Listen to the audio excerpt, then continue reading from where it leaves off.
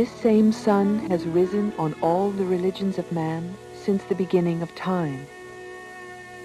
It has watched them rise to heights of inspiration and devotion, and descend to competition for the sake of power, influence, and riches, while the proponents of each claim for themselves the only God and the only way. Looking back through history, we can see how each religion grew out of a particular time and set of circumstances in an attempt to satisfy mankind's desire to reconnect with the source of the universe. Now comes a teacher whose vision transcends the factionalism of the past to tell the world that all faiths are facets of the truth, all are tributes to its glory. The name of Bhagavan Sri Sathya Sai Baba is often spoken of in the context of the miraculous. Here, however, we will focus on his message, a message which speaks to the nature of God, man, religion, and every aspect of the universe we live in. Sai Baba's message is universal, yet specific, ancient yet timeless, and through it, people of all faiths are coming to see their own religion in the light of a larger truth. They are coming to experience the revitalization of spirit, which comes from the expansion of consciousness and the release of fear and negativity. They are finding the joy of discovery that the power of God's love exists in all faiths. Sai Baba's message is being received by people of all ages, at all levels of education and sophistication, and at every economic level. It is being taught through schools, universities, discourses, books, and films, and through the personal contact of his presence, spoken or in silence. The setting remains the same, Prashanti Nilayam, in English, the abode of highest peace, an ashram in South India where Sathya Sai Baba walks daily among those who have come to ask, through letters or unspoken prayers, for help and inspiration. ప్రేమ స్వరూపులారా, ఈనాటి బాలబాలికలకు పవిత్రమైన మన భారతీయ సంస్కృతిని వారి హృదయానికి చేర్చడానికి తగిన ప్రయత్నం చేయాలి. Whom the Muslims adore as Allah, the Christians as Jehovah, the Hindus as Shiva. The one God is the God of all mankind. Religions attempt to implant holy ideals in the heart of man, but man does not allow them to grow. His egoistic craving for power and competitive success has in most cases persuaded him to use religion as an instrument of torture and persecution. Instead of uniting mankind in a common endeavor, it has become a system of walled enclosures, guarded by hate and fanaticism. Religion, therefore, is being condemned as the root of chaos and conflict, and religious animosity is a flame in the world. It has to be emphasized that religion is not the root cause of this state of affairs. The fights and fanatic hatred are due to the unruly ego that is given free play. Religion strives to destroy just this vicious tendency, so it has to be supported, not condemned. What has to be condemned is the narrow, perverted attitude of hating those who do not agree with us or who hold different opinions of the mysterious force that animates the universe. The process of splitting into diverse viewpoints has taken place in all the major religions. Islam has the Shia and the Sunni sects. Christianity has its Catholics and Protestants. Hinduism has the sects of Vishnu and Shiva. But however deep the cleavage, no sect denies God, and no sect extols violence and falsehood. Names may be different, the facets emphasized may be different, but the almighty providence is denoted as absolute and eternal. The terminology may be different, but the concept is not. The Lord is referred to as Bhagavan, as Allah, as Jehovah, but the undercurrent of energizing power in all cases is love. Love of all beings toward all beings. The founders of each religion had ever in view the unity of all life and the progressive march of mankind from mere humanness to the heights of divinity.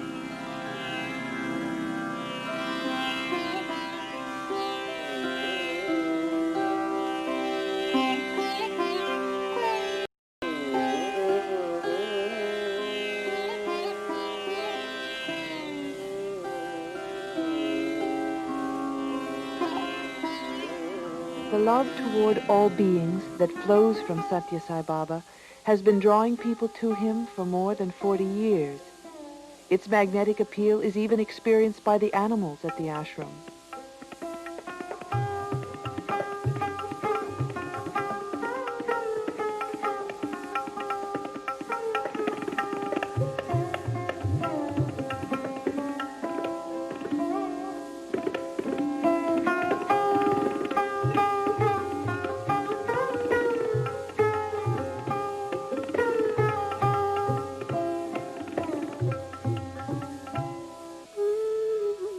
The ashram is situated next to the rural South Indian village of Puttaparthi, where Sathya Sai Baba was born.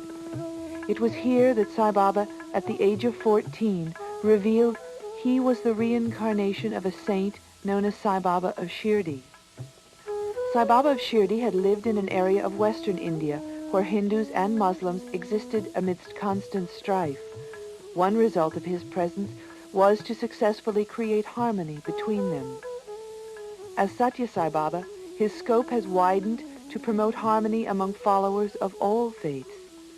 There are many signs of this within the ashram, and now in the village of Puttaparthi, Sai Baba has constructed this mosque for the followers of Islam who come to him.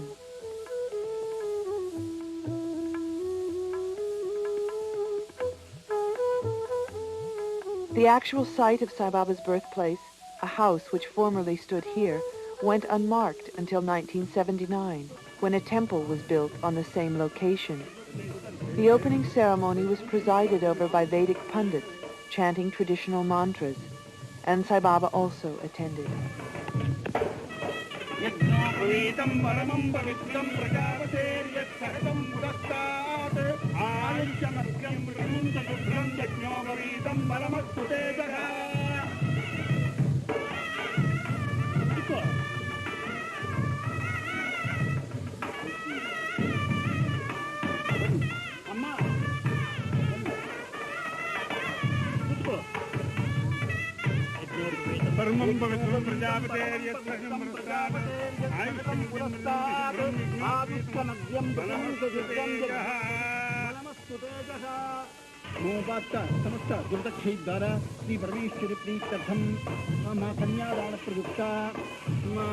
In speaking about the nature of humanity, Sai Baba has said, Your reality is the soul, a wave of the supreme universal soul. The one object of this human existence is to visualize that reality, that soul. Mankind is endowed with two special gifts, the faculty of reasoning and the faculty of analysis and synthesis. Use these gifts for discovering the truth of yourself, which is the truth of everyone else, of everything else. The Vedic scriptures are the earliest testaments of the victory of man over himself and his discovery of the underlying unity in all creation. They declare God is the inner reality of all beings. All this is enveloped by God. All this is God. How does this principle express itself in mankind? As spiritual love. Love is the basic nature that sustains and strengthens the resolve to march ahead. Without love, mankind is blind, and the world will be a dark and fearsome jungle. The scriptures also laid down 4 goals: morality, wealth, desire, liberation. They teach that mankind must earn wealth through the path of righteousness, and that there should be only one desire, the desire for liberation. Now, humanity is drowning itself in desires, the fulfillment of which can never quench the deeper thirsts. The widespread anxiety, fear, and unrest evident all over the world are the consequences of this mistaken course.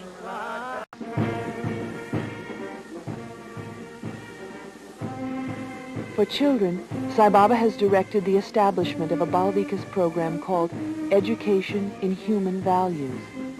This program is, for the children, an education in those values of truth, righteousness, peace, and love, which are central to all religious teachings and the sole property of none.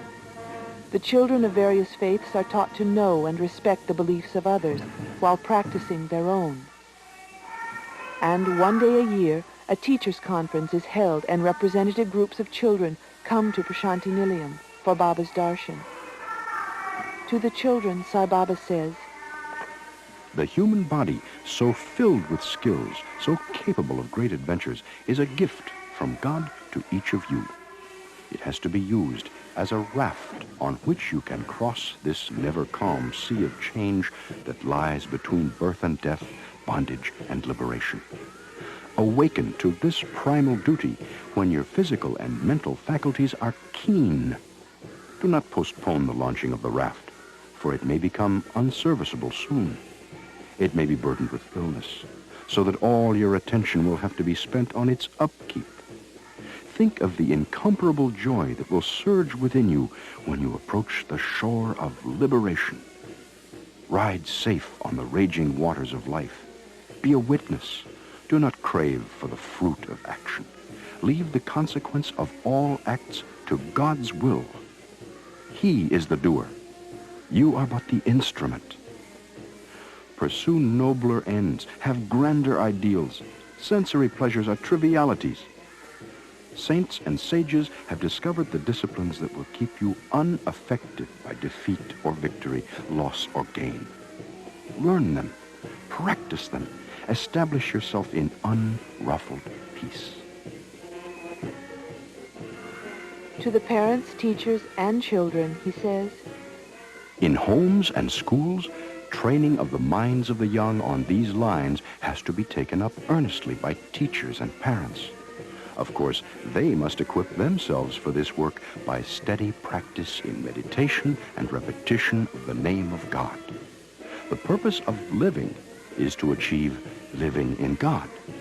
Everyone is entitled to that consecration and consummation. You are the truth. Do not lose faith. Do not belittle yourselves. You are divine.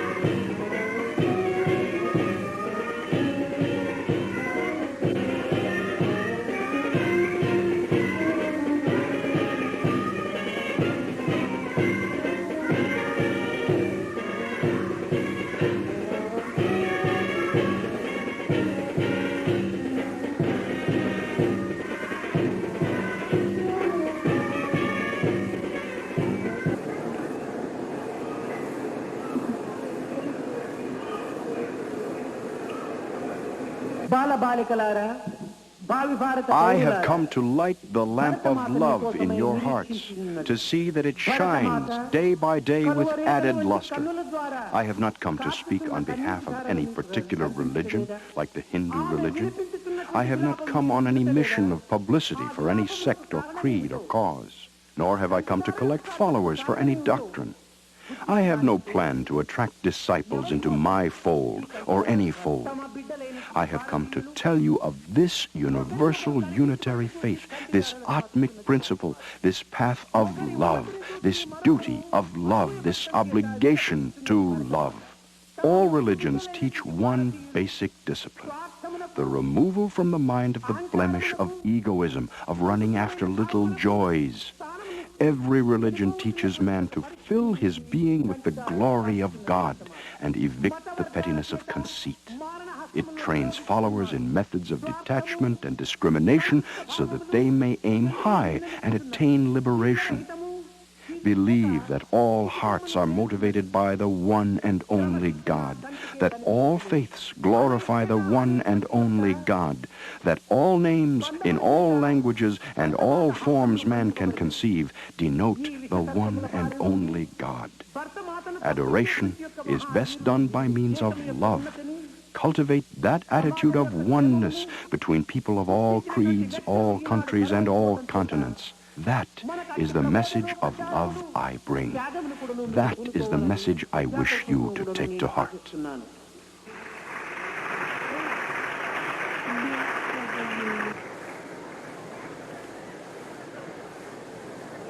At this conference, students from the SATHYA SAI Vidya Vihar, an elementary boarding school in the former British hill station of Uttikamund, as well as the Baldika students from all over India, performed as Sai Baba watched from the audience. The motto of our school is, we must always speak the truth. Our actions must be dharmic. The second part of the motto of our school is duty, discipline, devotion. Satya dharma ka पाठ करेंगे, शांति प्रेम से काम करेंगे, हाथी। In this scene, the children are portraying characters from the epic poem, the Ramayana. The Ramayana is a guidebook, a sacred text, an inspiring scripture for every man in all lands, whatever his creed or condition might be. It imparts poise, balance, equanimity, inner strength, and peace. Peace is the best treasure, without which power, authority, fame, and fortune are all dry and burdensome. Duty is God. That is the lesson the Ramayana teaches. The word duty is now used to indicate the methods by which one exercises his authority. No. Duty is the responsibility you have to respect and revere others and to serve them to the best of your ability. To exercise your freedom so that you do not limit or harm the freedom of others, that is the duty, which becomes worship.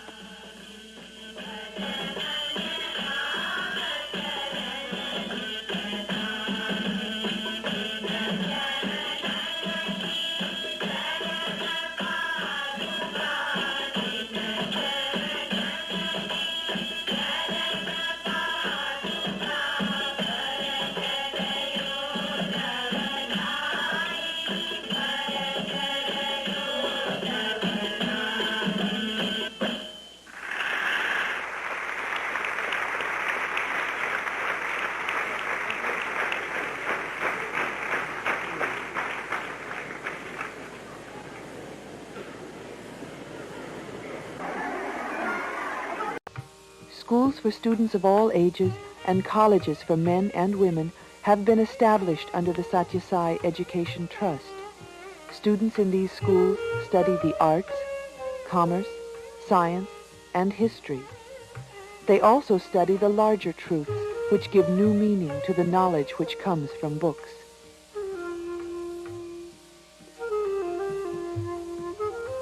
In the years since the dedication of the Satya Sai College for Women in 1971, 5 additional colleges have opened. A recent development is the accreditation of the Sai College system by the Government of India as a university, to be called the Sri Sathya Sai Institute of Higher Learning. This is the first university system to be accredited since India achieved independence in 1947. And it is highly significant that the Sri Sathya Sai Institute for Higher Learning is actively reawakening the spiritual values of the country's past for the benefit of the students who are its future.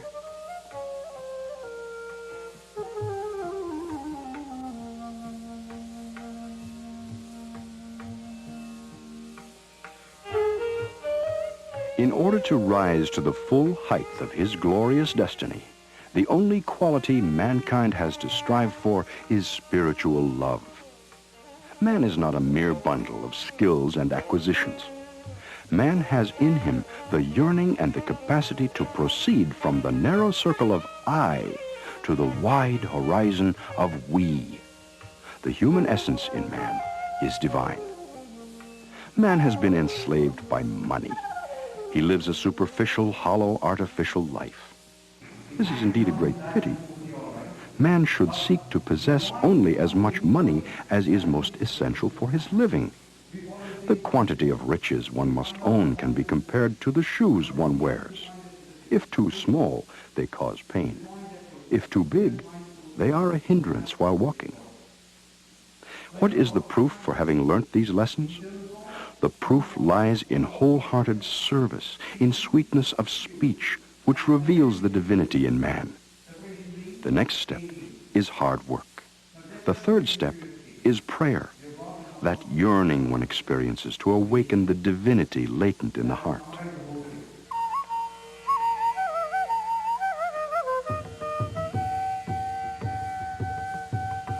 Whether at Prashanti Nilayam or at the college at Brindavan near the city of Bangalore, Sai Baba's example of service is a daily occurrence. Here, food is being distributed to some of the needy in the area.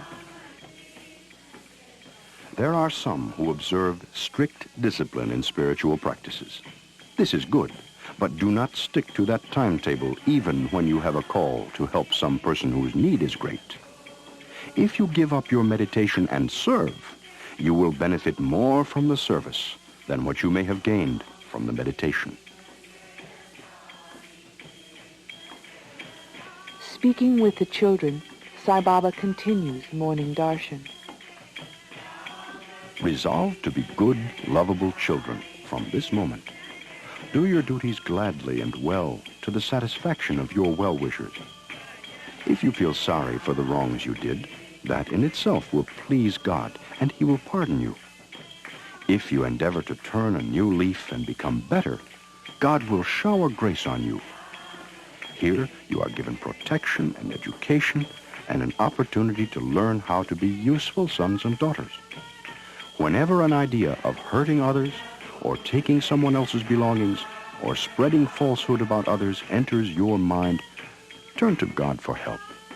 Ask Him to give you strength. For all these ideas are born of fear and cowardice, qualities which in turn come from weakness. Repeat the name of God or hum a bhajan song, and you will find that all your bad thoughts will have fled, leaving you free from evil. Begin life anew from tomorrow. Revere the world as divine.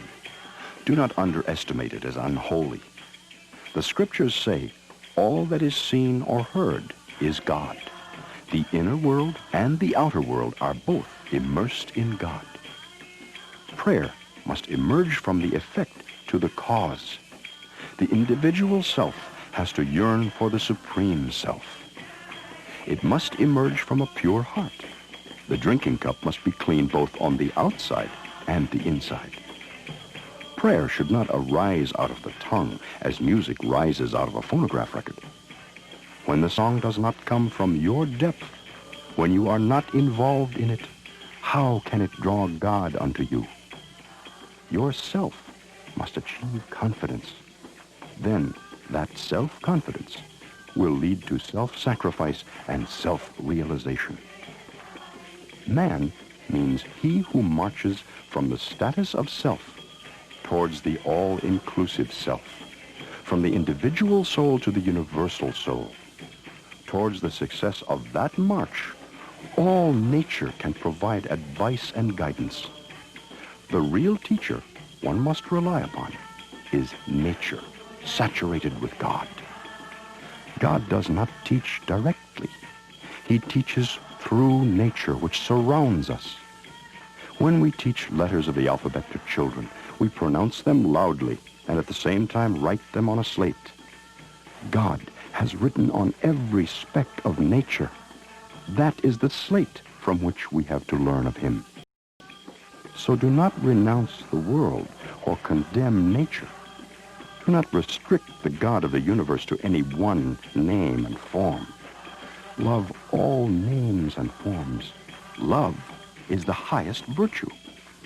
Develop love by sharing it. Revere the universe as your teacher. Expand your love worldwide. That is the message I wish to give you.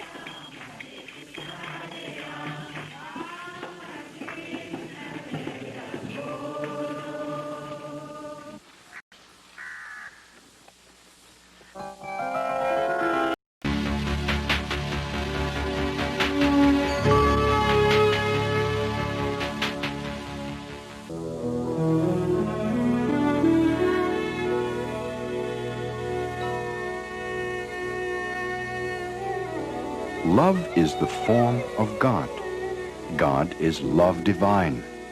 The merger of human love with divine love brings about cosmic order. In part 1 of the Universal Teacher, we heard Bhagavan Sri Sathya Sai Baba reach beyond the divisions of history and the polarities of the present to proclaim that God is one, the God of all mankind, no matter what religion is practiced. That religion is not the cause of hatred in the world, but that it is the human ego which divides and separates.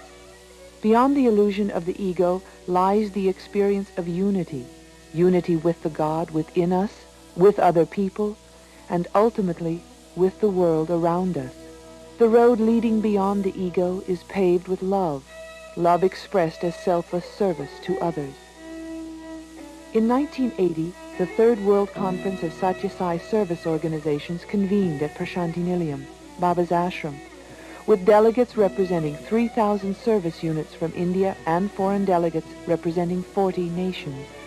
While the activities of the organization take many forms, the underlying attitude of service is constant, and it is continually being fostered by Sathya Sai Baba through personal examples and by writings, discourses, and the daily experience of darshan as he walks through the crowds accepting the letters and silent prayers of those who have come to him asking for help and guidance in their individual spiritual journey. Sai Baba's philosophy is expressed as having 4 aspects: Satya, Dharma, Shanti, and Prema. Satya, or truth; Dharma, translated as duty, righteousness, the truth in action; Shanti, peace, the equanimity of the mind unaffected by joy or sorrow; and Prema, spiritual love, the kind of love which allows one to revere the God dwelling within another person, rather than the body where he resides. Any of these 4 paths may be the starting point for the journey toward liberation, for they all lead to the goal and merge into it. ప్రేమ స్వరూపులారా, ముఖ్యంగా ఈనాటి బాలబాలికలకు The task before mankind is to plant the seeds of truth, righteousness, peace, and love in the heart made ready for their reception. But never before has this become an organized movement in which all humanity was involved. Unless it becomes so, there can be no liberation from fear, anxiety, and injustice. The members of this Sai organization must be ever engaged in the twin processes of purifying the mind and clarifying the intellect. The organization must help people to realize the unity behind all this apparent multiplicity, which is only a superimposition by the human mind on the one that is all this. Truth about oneself is to be learned first. When man knows that he is the indestructible, eternal soul, he is freed from fear. Truth can shine forth only from a purified mind and a clarified intellect. Equanimity is the path to reach unity. Not only the ultimate merger in the absolute, but even peace and security in the daily process of living depend upon this quality of equanimity. The effort to gain equanimity is the hardest but the most beneficial of all spiritual disciplines. Without equanimity, life becomes an uncertain game, a constant struggle with fear, hope, anxiety, and doubt. Equanimity has to be achieved in 5 fields: the physical, the social, the karmic, the emotional, and the intuitive. In the physical field, man must learn to be unaffected by seasonal changes of the weather. His body must be immune to the vagaries of heat and cold. Both are valid and valuable. So too are grief and joy, pleasure and pain. Man must realize this and be unaffected by changes in natural or mental weather. In the social field, man must acclimatize himself to praise and blame. Blame is only the shadow of praise. He cannot have one without the other. Profit and loss, Success and failure are the obverse and reverse of the same experience. Man has to establish firmly in his inmost consciousness this basic truth about the impact of social conditions on him. He must learn to watch the passing show as the sun watches the procession of clouds below, trying to hide its splendor. The third field is karmic. The law of cause and consequence brings about birth and death. It is inevitable. Every act must result in some consequence sooner or later. Men are born, they live and die as a result of the impact of actions done in previous lives. The impressions of the past on the present cannot be wiped off, except with the grace of God. The future is molded by the activities of the present. People list the causes of death, but the only relevant cause is ignored. That is birth. All that is born has to die. All that is put together has to disintegrate. The fourth field is the emotional. The feelings of devotion lead man to the realization that the Lord is all-powerful and all-pervading. So one should not complain when things go wrong, or appropriate the credit when things go right. Devotion must confer equanimity, because the devotee sees his favorite form of the Lord in every being. He knows that the Lord is the inner resident of all beings, and so whatever happens is his will. The fifth field is the intuitive. The inner vision of the one who follows the path of reason and discrimination tells him that there is only one, and not two. So all dual attitudes and opinions are false and misleading. There is just one energy or consciousness in all beings. So long as the consciousness of I and mine persists, the one in all cannot be recognized. Equanimity can be earned only by giving up duality. Many people want to get the divine vision of the Lord, but it is not possible to attain this vision, this divine state, just by wanting to do so. There are 4 entrances to the Lord's mansion of bliss, and the watchmen who guard the entrances are self-control, inquiry, contentment, and detachment. The first watchman is control of the inner sensory organs. It is the inner senses that provoke the external organs. Controlling the inner senses is a difficult matter, but if we are able to do this, we can easily control the external organs. The second entrance is guarded by inquiry. The ability to separate the good from the bad is essential to man. We should first distinguish between the permanent and transient things. When you say, "This is my body," it is clear that you are different from your body. Therefore, it becomes quite clear that you are the soul and not merely the body. The body itself has no wisdom, but the God who lives in the body has all wisdom. As your discriminating power arising out of this wisdom grows, and you realize the divinity of the soul, you will automatically get self-satisfaction or contentment. He who is a satisfied person is rich, and he who has many desires is poor. Whether we meet with sorrow or with happiness, we should be satisfied and regard it as God's gift in our own interest, and develop a spirit of satisfaction and equal-mindedness. The fourth entrance to the Lord's mansion of bliss is guarded by detachment. Once a person is satisfied, he will naturally get detachment. This detachment should not be something you get when you do not possess anything.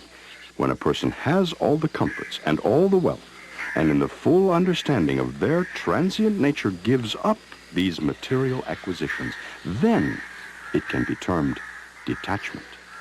Do not make the distinction of saying this belongs to you and that belongs to God. In reality, everything belongs to God, and you should develop such a feeling.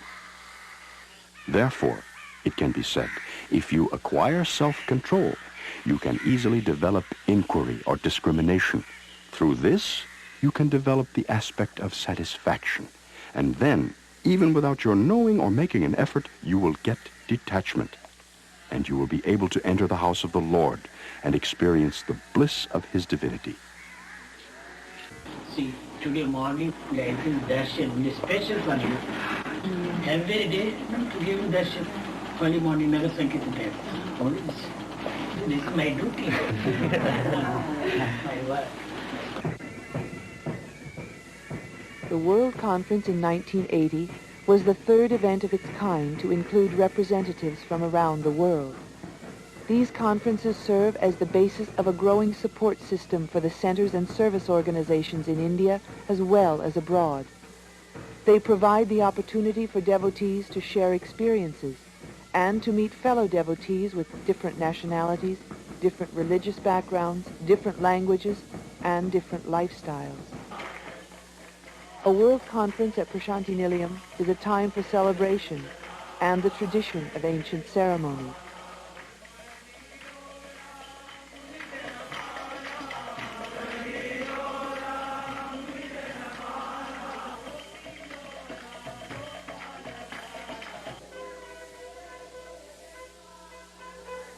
Sai Baba's message is present everywhere at such a time, especially in the purpose and attitude of the devotees. Here, statues representing Shiva, or the divine powers of creation and destruction, are taken in procession from the prayer hall of the ashram to the temple in the village.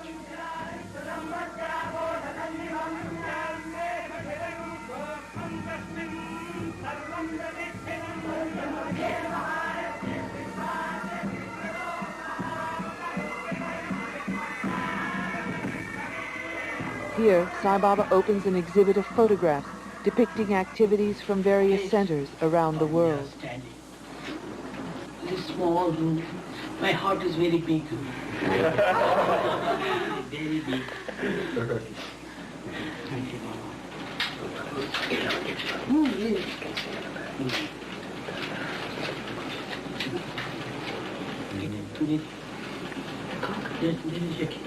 Yes, plate, complete plate.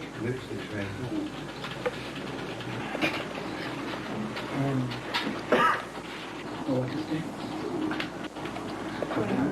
Today and tomorrow not. Always happy. Happiness is union with God. Happiness is union with God. Yes.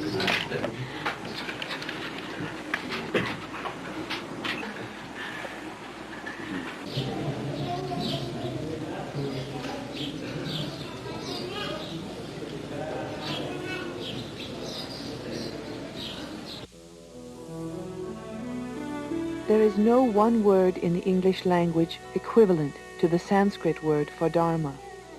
The concept of Dharma comes to us from the most ancient scriptures known to man, and is also another pillar of Sai Baba's message. The first pillar, Satya or truth, reveals the nature of man and his universe. The second pillar, Dharma, sets forth the context within which man may appropriately live his life for the purpose of realizing God. Dharma, therefore, means righteousness, duty, morality, virtue, justice, the discovery of the proper path of one's life, the ideals of a higher life. Each of us has a Dharma, a path, and the discovery of that path and the goal of liberation to which it leads is the reason for living. A dharmic act is in accordance with righteousness. An adharmic or non-dharmic act is in opposition to the flow of mankind's peaceful evolution toward God. Man must dedicate himself to Dharma and be engaged always in Dharma so that he may live in peace and the world may enjoy peace. In all worldly activities, you should be careful not to wound propriety or the canons of good nature. You should not play false to the promptings of the inner voice. You should be prepared at all times to respect the appropriate dictates of conscience. You must be ever vigilant to discover the truth behind all this scintillating variety. This is the entire duty of man, your Dharma. every unselfish act which prepares the ground for the merging of the soul with the oversoul, which broadens the vision toward the basic God immanent everywhere, is a dharmic act. Each such act is a tiny stream that swells the river of holiness rushing toward the sea of absolute God realization. Your acts and activities are all rituals in the worship of the supreme God that pervades the universe. Whatever is done in an attitude of dedication and surrender is a component of the Dharma which leads to realization. Dharma cannot be restricted to any particular society or nation, for it is closely bound with the fortunes of the entire living world. It is a flame of light that can never be extinguished. It is not for any particular caste, religion, or nation. It is the very breath for humans everywhere. People refer to various duties, rights, and obligations, but these are not the basic truth of Dharma. They are only means and methods of regulating the complications of living. They are not fundamental. All these moral codes and approved behaviors are prompted by the need to cater to two types of creatures, two types of natures, the masculine and the feminine. They connote gross and subtle, inert and conscious, the all-pervading duet. All creation came about by the interrelation of the inert and conscious. So too, all the various mores have emerged on account of this bifurcation. All this ramification and elaboration of Dharma is due to this, the masculine and feminine. Therefore, the chief Dharma for the practical progress of the world is the moral conduct and behavior of these two. Dharma has no prejudice or partiality. It is imbued with truth and justice. Name and fame, honor and dishonor, vice and wickedness, good and bad, are all equal and uniform for both men and women. There is no such thing as women alone being bound by the rules of Dharma. Just as a woman should consider one person as her husband, man too has to be faithful to one woman as his wife. Man must honor his wife as an embodiment of the feminine aspect of God and act in accordance with her wishes. Then only can he deserve the status of man.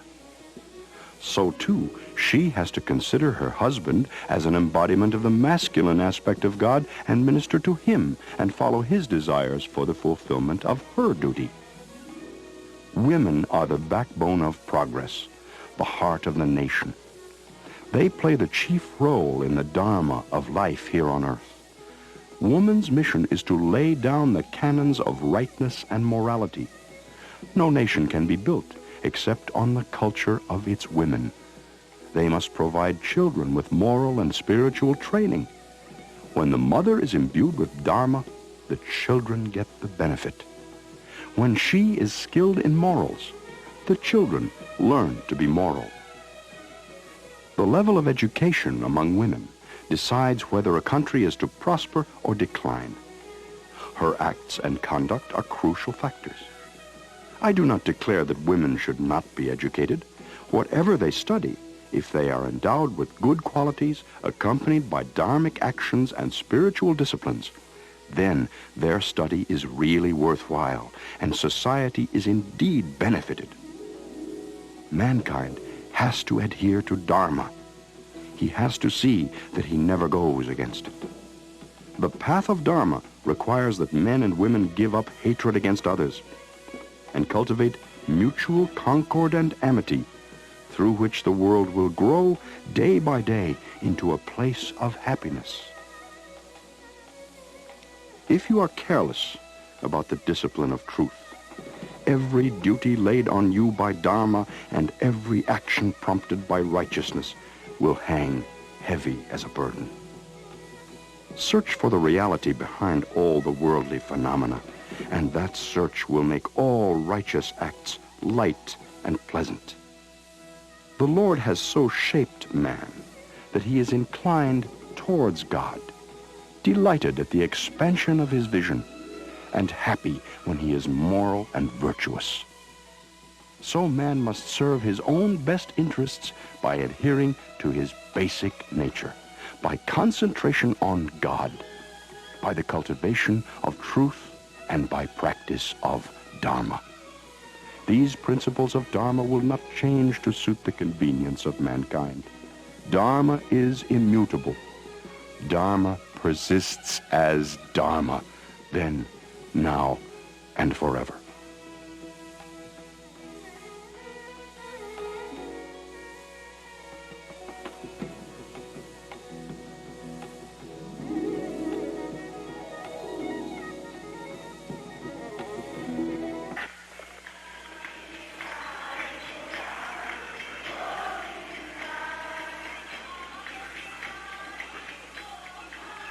A world conference at Prashanti Nilayam is a time for ceremony. It is also a time for introspection and rededication. The goal of the organization is to help all people realize the unity behind the apparent multiplicity of God's creation, realized not as a remote mental exercise, but to make real through education and the awareness born of the actual experience of serving others, which then can grow to eventually permeate and encompass the mind, the senses, the emotions, the intuition, every aspect of the human being. This organization serves as the field on which one's individual efforts to realize and manifest the true self are allowed to play themselves out in a mutually supportive context. It does not erect barriers or hierarchies between the individual and God. On the contrary, the very foundation of its existence is in the recognition that God is the indwelling life and energy at the core of everyone and everything.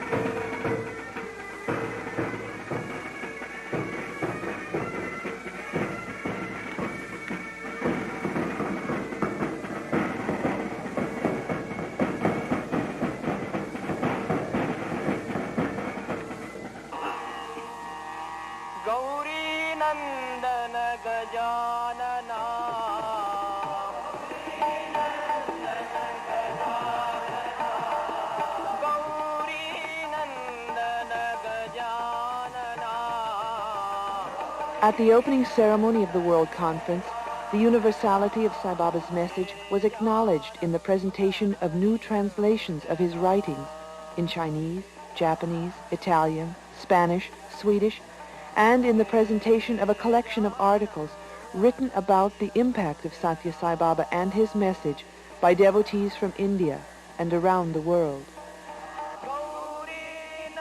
There is another word which applies to the concept of Dharma, and that is Sanatana, meaning ancient, timeless.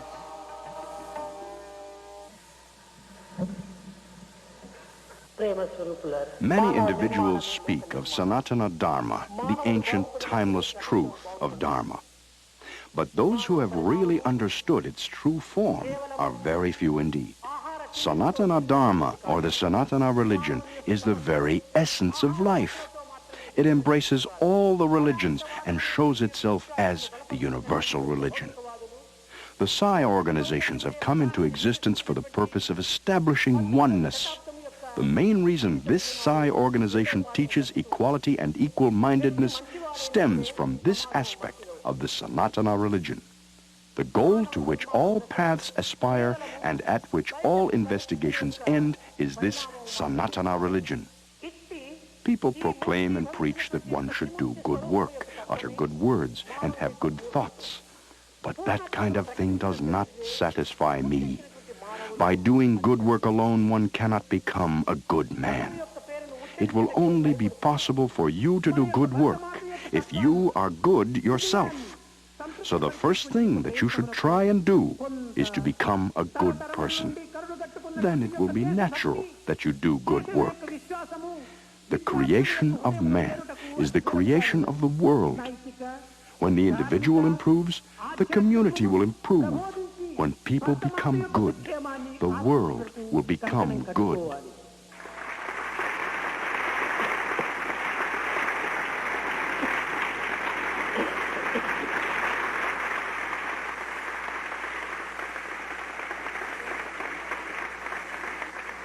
Just as Dharma is timeless, so is the art of music in a culture which perceives sound as a continuation of the initial vibratory act of creation.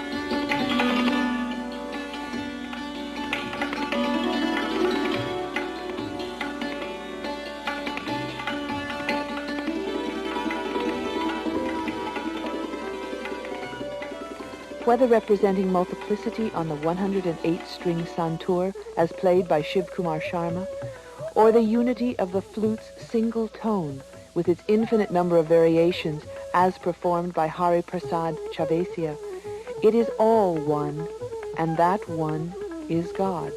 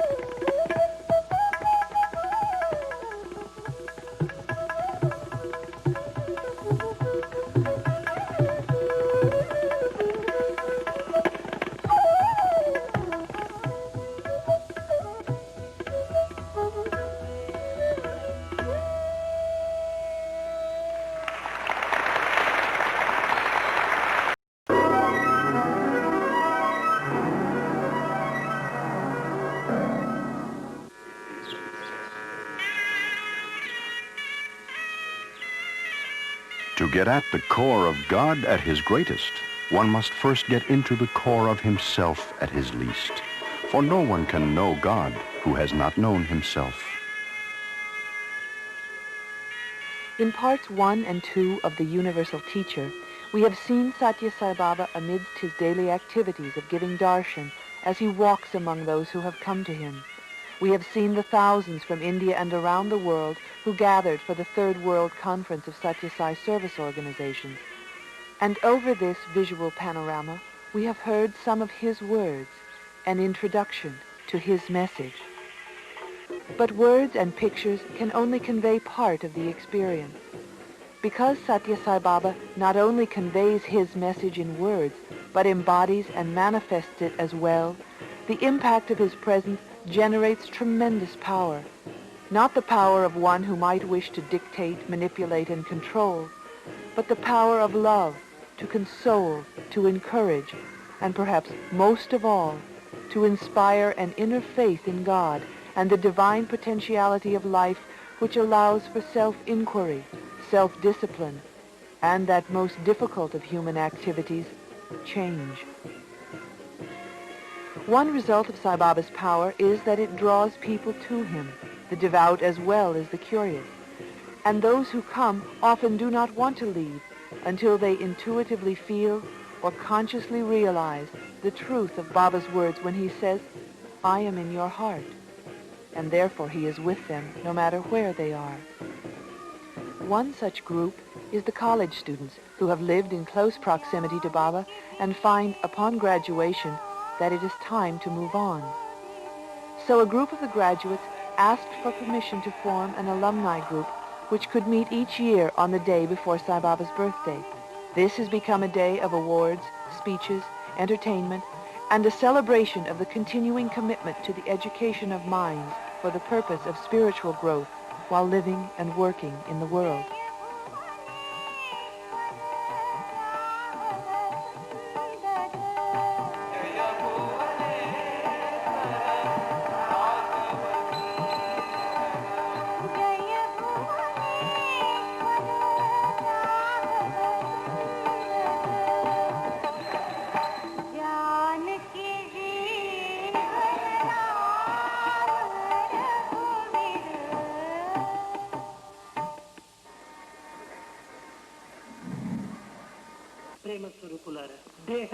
In the Bhagavad Gita, Lord Krishna explained to Arjuna the relationship between the senses, the mind, the intelligence, and the soul.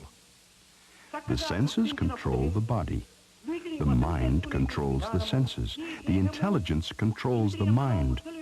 Being closest to the soul, the intelligence best reflects the attributes of the soul, and the influence of the soul falls directly upon the intelligence. Therefore, the intelligence functions as the presiding faculty in man. The human mind is continually engaged in the process of thinking, generating often conflicting impulses. Its fickle nature acts as an impediment to spiritual progress, and therefore it is imperative that every spiritual aspirant gain control over his mind. It is the intelligence alone which has the power to make decisions and discriminate between good and bad. For going about in a chariot, it is the chariot driver who has the most important role to play. Neither the horses that draw the chariot, nor even the owner who is seated therein, is competent to ensure a safe journey. It is the charioteer alone who can do it.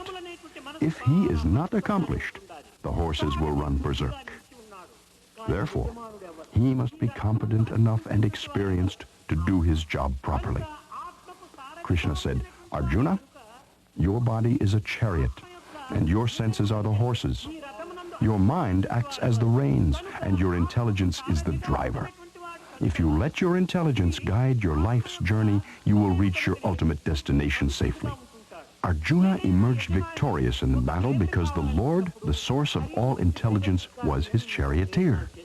To install the Lord as the charioteer is the most sacred and felicitous means by which we can attain the goal of life.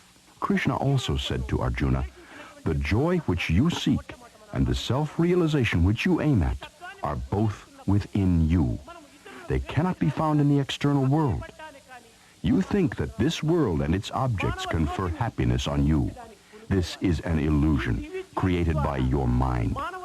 It is only when you follow the intelligence that you will be able to enjoy the bliss of the soul. On this day, Sai Baba's discourse was followed by a performance by the world-renowned artist Ravi Shankar, accompanied by Ustad Alaraka. Sathya Sai Baba once said of Ravi Shankar's music, it gives people an experience of bliss, even though they may not be aware of it.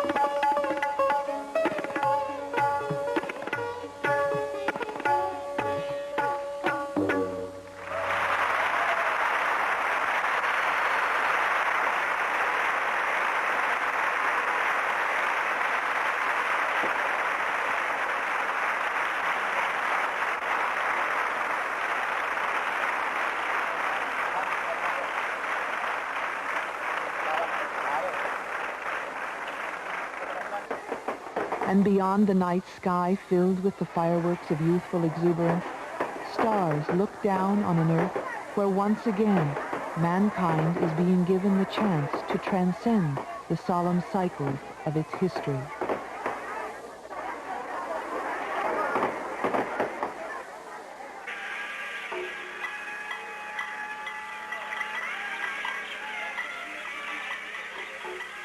The celebration of Sai Baba's birthday is a yearly occurrence.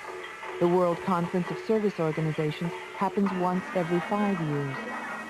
When the two coincide, as they did in 1980, the magnetic field created between Sathya Sai Baba and those who have experienced the power inherent in the practice of his teachings becomes the impetus for intensified practice of spiritual disciplines, more diligent service to those in need, and more open expressions of spiritual love.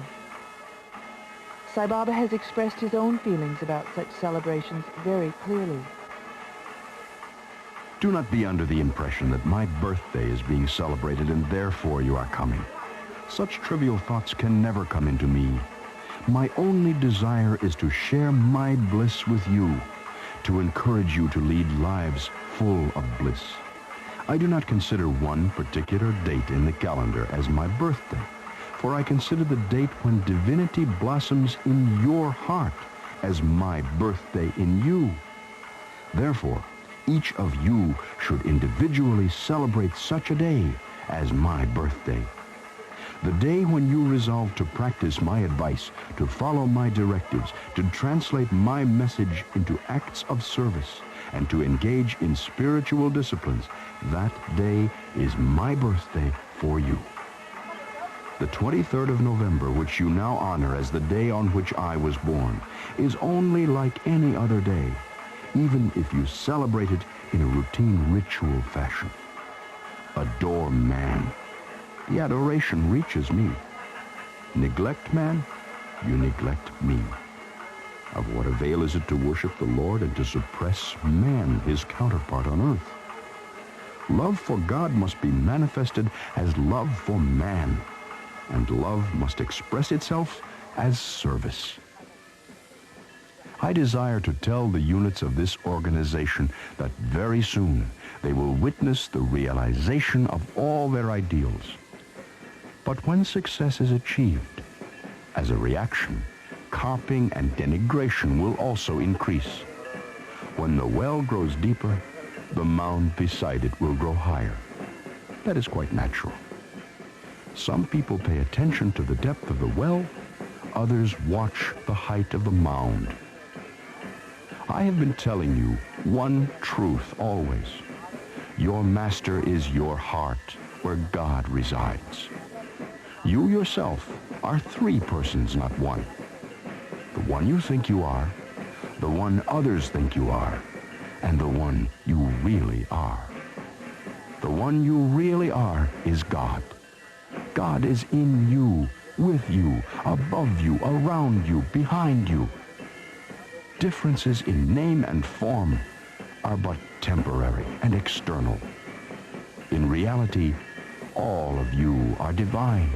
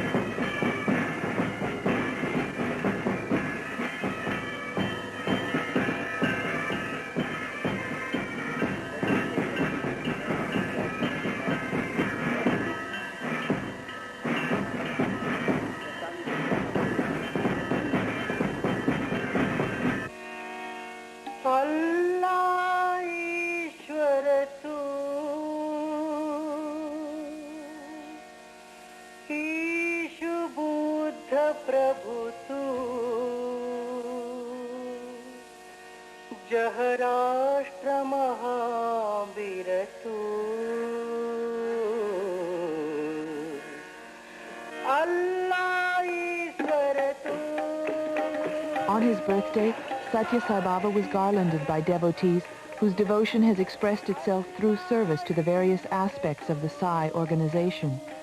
Among them were Sri Indulal Shah, convener of the World Conference,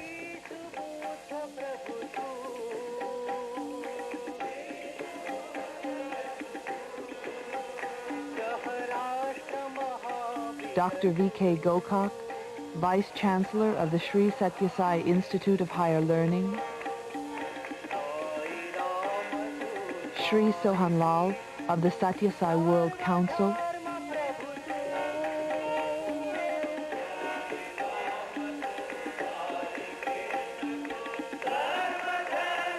Dr. John Hislop, President of the Sathya Sai Council of America.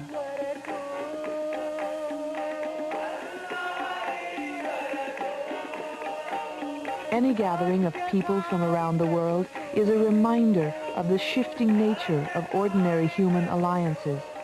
Life takes on new meaning when the earth, all forms of life upon it, and even the cosmos within which it floats is revealed to be the manifestation of the same God, which continues to support and energize it.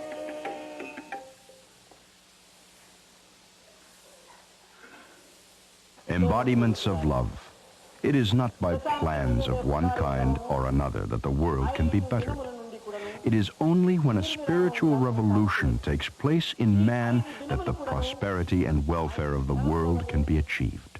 If the mind of man is not reformed and purified, all the plans to reform the world will be futile. Meditation is the principal means to achieve control over the mind. When we think of meditation, three things are involved: the person who meditates, the object of meditation, and the process of meditation itself. In true meditation, all these three should merge. For one who desires to begin the practice, it is advisable that light is taken as the object of the meditation. Light does not perish or change. Moreover, it is inexhaustible. There are three states relating to the mind: emptiness, the simultaneous pulls of multiple thoughts, and one-pointedness. In this process of meditation on light, the progression must be from restlessness to tranquility, and from tranquility to divine effulgence. One should sit erect, fixing the gaze on the gentle flame, and gradually closing the eyes, mentally transfer or absorb the flame into the heart. The lotus center of the spiritual heart should then be imagined as blossoming in effulgent beauty, dispelling with its radiance the dark forces of life. One should then imagine that out of the heart so illumined, rays of light proceed gradually to all parts of the body, suffusing everything with light and imbuing it with sacredness and purity all over. The whole process takes about 20 to 30 minutes to complete. This kind of meditation should not be regarded as an exercise in fantasy. No doubt in the beginning, imagination will be involved, but by constant practice it will be transformed into a powerful thought wave, creating an indelible impression on the heart, leading to union with God. The meditation should not end with the individual visualizing the light in himself. He should see it in his friends and relatives, and even in his enemies. He should see the whole of creation bathed in the resplendent light of divinity. This would make him live a life full of love and happiness. Embodiments of the divine reduce your selfishness, lessen your wrong desires, foster your spirit of sacrifice, grow into noble human beings. If you dedicate yourself to these objectives, you will have realized the purpose for which you have attended this great world conference and this birthday celebration.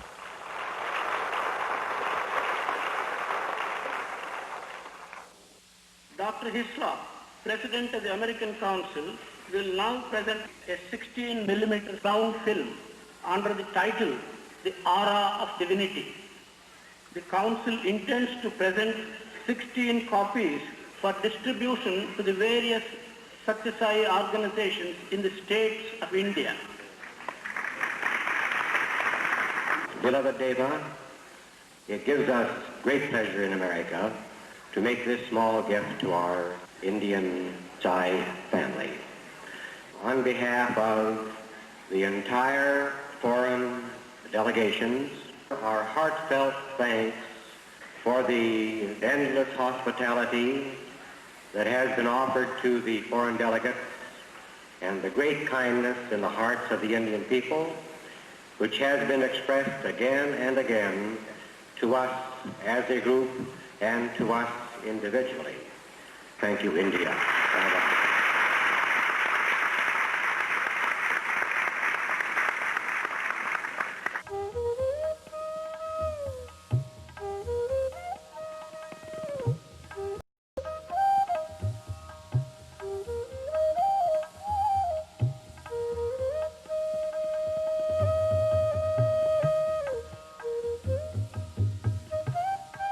The second function of the birthday opened with a concert by M.S. Subbulakshmi, India's premier exponent of devotional vocal music for over 30 years, who gave the audience the rare sight of an artist offering with devotion the fruits of a lifetime of dedication to her art.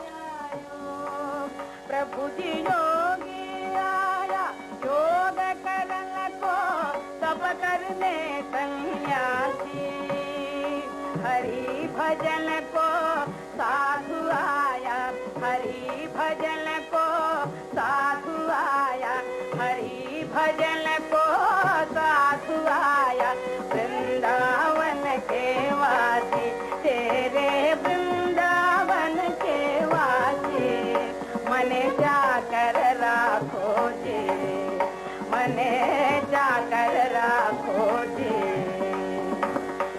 Meera के प्रभु कहर गंभीरा हृदय धरो जी धीरा, मीरा के प्रभु कहर गंभीरा हृदय धरो जी धीरा। प्रभु जी मीरा के प्रभु गहर, प्रभु जी Meera,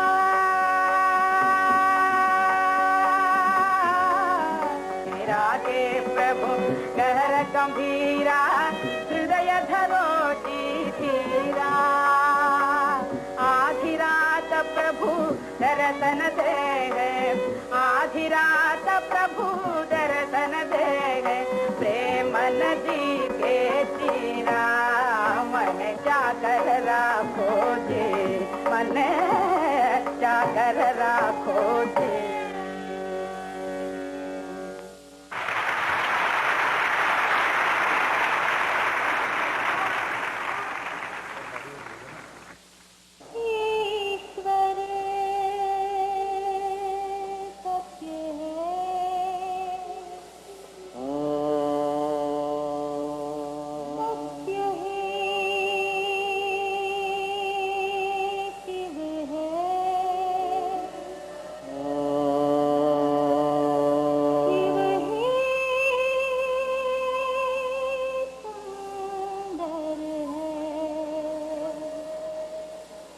For the final event of the birthday, Sai Baba received the offerings of musicians while seated on the jhula, a custom unfamiliar to Westerners, but a ceremonial tradition in India. Sai Baba once explained this practice by saying it symbolizes the swinging of a newborn child in its cradle and the spiritual rebirth that occurs when an individual recognizes the presence of God within. ईश्वर सत्य है, सत्य ही शिव है, शिव ही सुंदर है।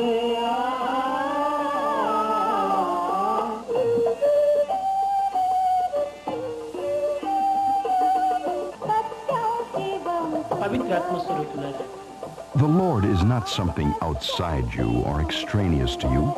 He is your own divine reality, which you can cognize in the silence of your own meditation when you shut out of your awareness the distraction of the senses, the mind, and the ego.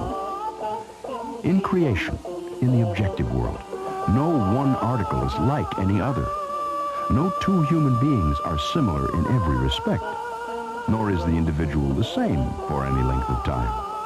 The infant becomes a child, an adolescent, an adult, and soon becomes middle-aged and then old.